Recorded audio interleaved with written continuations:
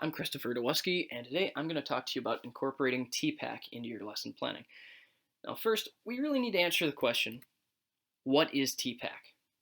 Well, like everything we do with education, TPACK is an acronym. In this case, it stands for Technology, Pedagogy, and Content Knowledge. Now, right out the gate, I want to make sure that I draw a clear line in the sand between SAMR and TPACK. They're two completely different things, however, they do share some similarities. The reason I want to say this is I know we're a very SAMR heavy district. Uh, Teachers who might be newer to the district may not be as familiar with it as seasoned teachers, but I do want to draw some comparisons and some contrasts right away. We're going to get to that in just a moment. But I do want to give that background information for everybody here to really understand where we've come from as a district and kind of where our focus is shifting to. And it doesn't mean that we're forgetting about SAMR and not using it. It just means that we also need to keep another strategy in mind. So TPACK is nonlinear. It's not a ladder. It's not like you're trying to climb higher. What it is kind of a Venn diagram look to it, where you've got overlap between your pedagogy, technology, and your content areas. And maybe you have a lesson that's super heavy on technology one day and a little less on content if it's experiential, or maybe you have one that's really heavy on being student-centered with pedagogy and you got a little less technology in there. It's just kind of sprinkled in, but you've got a lot of content knowledge. You kind of want to float somewhere in that center. You don't always need to have something that's super technology heavy. You also don't need to have one that is super content heavy. It's really what is the focus or the purpose of the lesson for students. How are you going to engage them? How are you going to use student-centered learning through your teaching instruction? The point of TPACK is to understand how to use technology to teach concepts in a way that enhances student learning experiences. I really like that quote. It really drives the point home that TPACK is not just technology. It's not about, we have to have technology in every lesson, but it's acknowledging that we do have technology there and that it should be present in whatever way fits that lesson. How is it going to enhance student learning rather than just how are we, really trying to cram technology into everything. So taking a step back, looking at where we've come from, comparing it to the SAMR model, SAMR stands for substitution, augmentation, modification, and redefinition. And it's kind of structured almost like a ladder. At least that's the way that a lot of people have looked at it. And administrators, teachers, districts, they all tend to place a little bit too much undue weight on that technology piece of it. Whereas TPACK really also focuses on trying to make sure that you've got all three components in there. So again, kind of that mentality that teachers must reach redefinition in all activities to be effective. And teachers seeing it kind of as a ladder that they need to climb. And you're not effective unless you're on the top rung of that ladder. TPACK recognizes these three different components we just talked about as necessary. They need to be combined. They need to be together for effective instruction. Now, this is that ladder model rather than going up it. It's kind of having you look top down. But the point is substitution, augmentation. You're using technology as a substitute for something that you normally do, or slightly tweaking it. And then kind of the mentality that you need to have that line between the two, and the only way you're effective is if you're modifying and reinventing the wheel and redefining it. And that's not really the best way to look at it. Carl Hooker's model is a little bit more of what we should have in the back of our heads for SAMR and how we use it as a district. More of a swimming pool where you're swimming laps back and forth and you're not always staying in the shallows, and you're not always staying in the deep end as well, because if you're trying to tread water for too long, you're in that deep end, eventually you're going to get burned out from doing it. It's not sustainable. So these kind of give a good overview of what SAMR is in comparison to what TPACK is, but it's important to realize that these are not mutually exclusive. They're not also the same thing, we can think about both of them. We can keep both in the back of our heads and use them as tools where necessary. So that's kind of where we've come from with SAMR. Let's take a deeper dive into TPACK. TPACK has three main components, and we've talked about kind of a brief overview of content knowledge, pedagogy, and technology. But to really break it down, again, we've got that overlap. It's really important to stress that we've got overlap between all three of the different domains, if you will. But content knowledge is what information will you teach to your students? Like what is the goal or the outcome of that lesson? What do you want them to walk away with from knowledge? Think of this kind of as the what of a lesson. Now, pedagogy, this is your teaching instruction, your strategies. How are you going to engage your students? What does your specific group of students, what are their needs? What are their interests? What are things that are going to hook them and reach your audience? This is the how of a lesson. And then we've got technology, which technically comes at the front end of TPACK, but I don't want to put too much emphasis on you have to have technology for it to be an effective lesson. So technology is really kind of the why am I incorporating this sort of question. Again, you can have the what, like what do I feel comfortable with using for technology, or what technologies are appropriate for use in the classroom. But really, I want you to focus on why. Why am I using this technology in my class? What is this going to add as a benefit to my students, to the lesson, to what they're going to take away from it? So really think about, how does this technology fit appropriately within the lesson? It should be designed into kind of the planning stage. This is not something that we layer over a lesson. We don't look at technology and say, ooh, this is a really cool tool. How can I make this tool fit with what I'm teaching? But really look at your lesson planning and decide, how does this, in combination with content knowledge, with pedagogy, how am I going to design a lesson that's going to be the most engaging and the most intriguing, if you will, for students to walk away with a large body of knowledge and really understand thoroughly the concepts that you're trying to teach them. So can technology be used to give a hands-on inquiry-based approach? Or can you use it as an alternative to lectures? Really think about how this technology can fit. All right, so let's take a look at how TPACK can enhance student learning in the classroom. So these are just some different examples by subject area, everything from the core, so language arts, social studies, math, and science, to some more of the creative and hands-on areas. So everything from tech ed to art to world language, phy ed and health, horticulture, and just some of these to give you a basic idea of what is possible. I'm going to go into a little bit of depth on a few specific examples and breeze through some others, and hopefully it gives you a solid overview without overloading.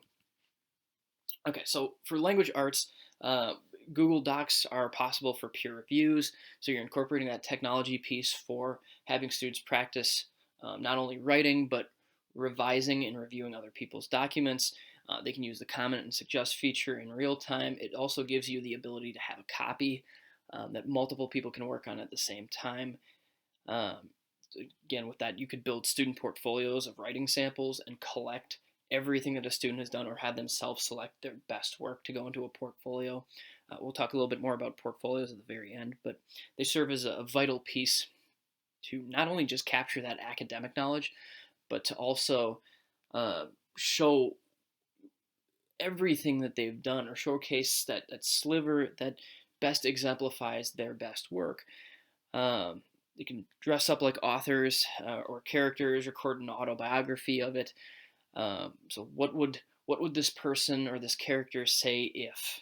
Throw a situation at them, have them step into the role of being a character, have them step into the role of being the author, try to have them hypothesize what the author probably was thinking or might have been thinking at that time, and really synthesize from not just the writing style, but what the author talked about, the context of the time period, and really look beyond just these are the words on paper. And students could also rewrite and record a modern version. It's kind of similar to the last activity, but rewrite and record a modern version of a story. For example, they could take Hercules and make it the tasks for 2020. What would be the things that Hercules would have to overcome? What would those tasks look like, and what is monumental to us now? Would it be killing a lion, or would it be, maybe a task where he's not allowed to use his cell phone for a while? And putting it in modern terms and having them come up with the ideas. Social studies, thinking of things like artifacts and evidence, especially when we have access to having these artifacts here online, and they're able to see them, sometimes even have 3D models of them and flip them, and have them put together pieces of what actually happened in history without having the textbook in front of them. Have them reconstruct it and then go over it after they've kind of gotten a feel for, this is what a historian has to look at. We're stuck with the leftovers. You could have Edpuzzle for historical videos, so they're not just watching a video and kind of zonking out, but they're able to actually, kind of stay tuned and focus on the key pieces you want to without really interjecting something every 5 minutes into a video. Kind of keeps them aware as well. You could have them record radio broadcasts and have them pretend to be living in that time period and give, maybe this is the D-Day radio broadcast, or maybe what was it like to live in Nazi Germany at that given point in time? What would radio broadcasts there look like? And have students take on different roles from different perspectives. They could also create a documentary video and use different technology to piece together slideshows and things that demonstrate what they've seen from history. Again, really thinking about the standards when you're doing this. What do you want them to get out of this? What is the historical goal or benchmark?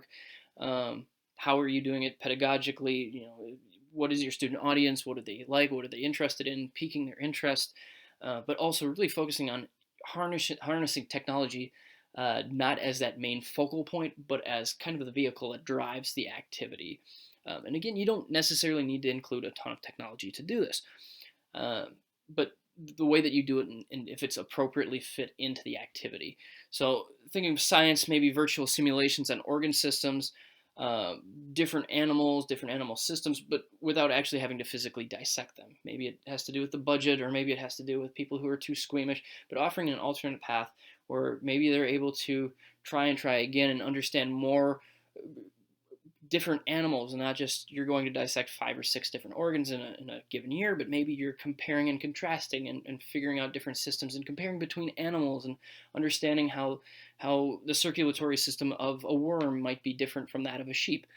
Having apps to combine chemical compounds and watch the reactions, and have it focus more on student curiosity. What if I do this, what happens, instead of, well, we need to achieve this one result. Okay, look, we want to end up making the specific chemical compound, but I also want you to feed into your curiosity. What would happen if you combine these things and watch the reactions happen in the app? This could be the same for physics simulators, kind of gamifying it, where I remember there was this one game where there was a sled going down a hill, and you create the track, and the character goes along with it until they crash. Well, how does physics affect that track? Thinking of earth science, teaching students to use apps, find resources on their own to identify rocks, minerals, plants, other things in nature, and really do a lot of the work on their own instead of being led by hand. They really have all the tools in front of them. As long as you're helping guide them to figure out how to use the apps, or where to find the resources online if they get stuck, making them a little bit more in charge of their education on this, and having them do what was previously not possible or very limiting. Now we have the internet everywhere, and students can find out answers to almost anything. Perfect opportunity in science class to really feed into that curiosity and have them find answers on their own. It really builds real world skills. Math, exploring career salaries, calculating percentages of income after taxes, spreadsheet formulas, comparing investment timelines, or doing real world tasks where it's not just, this is a formula, memorize it, move on to the next one, and have a very linear structure. How about we take what we've learned and we shop for a house on Zillow? What are you interested in? What are the different mortgage rates? How can your decisions now impact the next 30 years of your life, or 10 or 20, depending on your rate? Same thing could be said for tech ed. How many kids go into a tech ed room expecting to have hands-on learning, and they read a lot out of a book and do worksheets? That's not why kids sign up for tech ed. So maybe having the parts of an engine on an app, and they're able to see how it works out and reassemble it on their own in the app before they actually get to the hands-on model. And they figure out what each piece does through an interactive model instead of from reading a book. Students could assemble it virtually and see all the parts function as a whole. A lot of these really feed into the ISTE standards. For art, which this is my domain, students need to practice art criticism. They could take a field trip to virtual museums through Google Arts and Culture. They could have in Google Arts and Culture, they have different works that are analyzed. You can zoom in, you can find out more about a piece, and have students draw inferences from these observable features. Now, I also work in digital art and video, so by nature, most of what we do in those classes deals with technology anyways. A lot more of that is focused on the content and the pedagogy because the technology just drives what we do. World language, Rosetta Stone or Duolingo, different ways that they can practice these things outside of class or get more speaking practice. Hear the actual dialects without listening to an audio cassette tape like I had to when I went to school. Instead of writing letters, email pen pals, Skype, Google Hangouts with students across across the world, wherever they're at, outside of class time, instead of just practicing in class and kind of having mock conversations. It can go only so far, but actually stepping into the role of having somebody from another country, having that relationship and being able to talk to them that way. Students could also lead virtual tours. What are they interested in a culture? Where do they want to see? If it's a German class, where in Germany would they want to go? And instead of just, Googling, well, this is this place and here's some facts about it, why do you want to go there? What's there to see? Plan your trip. Same thing could be said for horticulture. It's very similar to the tech ed approach. Virtual pruning guides. So you're seeing a model in front of you. What happens if you prune away these branches? Well, the tree grows and it'll show you more about, and that's what that link will take you to. It'll show you how 1 year of trimming can either make a tree grow into the shape it's supposed to for an orchard or not. You could have simulations of crop growth in stages, videos, animations of different pests and diseases, and find out through experimentation and through trial and error what happens. There's potential for gamification. There's cross-disciplinary potential for incorporating coding and math into hybridization of crops. Alleles, success rates, etc., etc., etc. Things that you used to have to use Fortran and punch outs and stick them into a computer system that was as big as this classroom, things like that. Real world field journals, plant identification apps, have them go out and actually do research instead of sit in the classroom and learn about it. Not that I'm devaluing that part of it, but students need to have that hands-on experience to be able to actually step into the role. And that's what this technology piece does, especially with Phy Ed and health. Students can track their health, their routines in Google Sheets. They could make a routine of what they're going to do, how many reps they're going to do. They could use their apps. They can use their phone even to track physical activity, meal healthfulness, things like that. Track what they're eating, see how many calories they're doing, and really crunch the numbers to see if they're living a healthy lifestyle. They can build jogging routes using technology and see where their routes are going. They can share and examine and compare data in class and in small groups. Talking about, what changes would you make without having a teacher have to lead these conversations, but to say, hey, you guys know what we talked about the first day, make some decisions on your own, have your group hold you accountable. So really, a lot of this, what it boils down to is if we were to take some of this data from every class, you could potentially build a large Google portfolio of everything school-wide that they've done that gives you a very clear snapshot of what the student's interested in, how are they progressing, things that they're really strong in that they want to pursue. It really gives you a snapshot of that. And I really wish we as districts would harness that because that would be really the pinnacle of TPACK and what we do. It's not siloing things, but it's also combining what we're doing and making it cohesive and whole and applicable to their lives in the future and real world things. And that's it. Thanks for listening. I hope you found this both educational and informative and ultimately helpful for what you do. For more information, please see the list of references and check out any one of these websites.